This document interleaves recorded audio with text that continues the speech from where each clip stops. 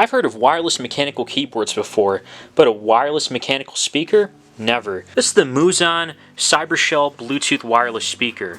This is what the speaker looks like. Oh man, it's a lot heavier than it looks. I mean, I guess it weighs only 2 pounds, but that's still heavier than, I want to say, a lot of other speakers that I've tried, or a good amount of them. This actually feels heavier than 2 pounds, and it's made of metal.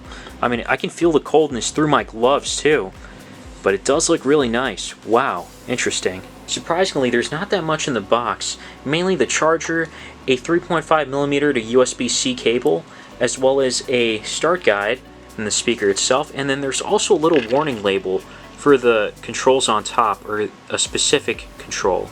There's a stand for this too, but this one didn't come with it. At least from what I've seen online, there's a stand. On the back here is a radiator cover you can get to, or take off and then put back in. Then back here is a USB-C port. This is to charge it, but also acts like a aux port. When you turn it on, you hear that voice, and then this will also light up when you start charging it. It's going to be, I usually saw it in red, and then on the front here is where you see the rest of the colors. I mean, there's just this rounded one, and it looks pretty cool, especially from a distance. Now, to change it, you can change it on top here by pressing this button, and you can change it to different modes, or even turn it off if you don't want it, or if you want to preserve the battery for whatever reason. The one thing that I can say for sure is this is probably the coolest looking speaker I've ever owned, hands down. You've got all your buttons up here. Initially, I didn't really care about this. I thought it was more of a gimmick. I mean, it looks cool, definitely, that's for sure. But I really didn't see a use case scenario until I started using this with my laptop when I was listening to music. Having just the volume keys there just makes a huge difference. I mean, it's just a lot more convenient and easier to change stuff, including tracks. Well, I wasn't able to change the tracks when I was on like YouTube and I had it playing in the background, so I'm not sure if you got to toggle something there. But besides that, there's also a place to change modes, including low latency from Bluetooth, because there is some latency initially.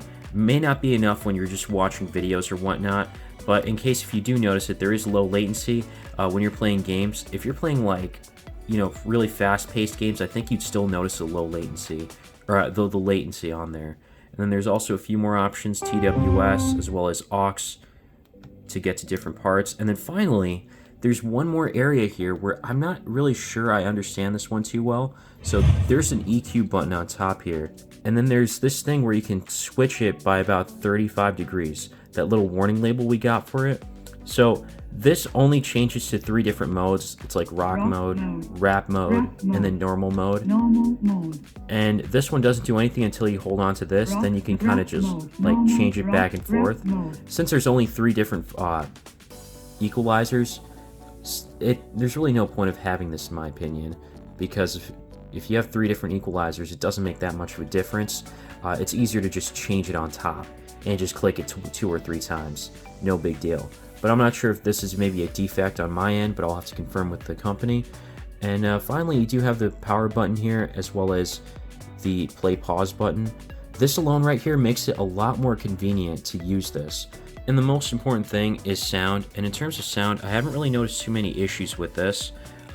Not really too much distortion, which is great. Again, low latency, or latency isn't that bad. I'm not an audiophile, so I'm not going to go heavily into like the mids and highs, but all I could say is it was relatively well balanced, even after it got pretty loud at like 80% volume. I can't remember how many decibels this is, but this gets really loud, so no problems there in that department, and it looks great. I think this is like the full package. If I was at a party or something, I would definitely love to play this, because again, it gets really loud. The loudness is kind of the selling point for me, in my opinion. And then as well as it not getting distorted too.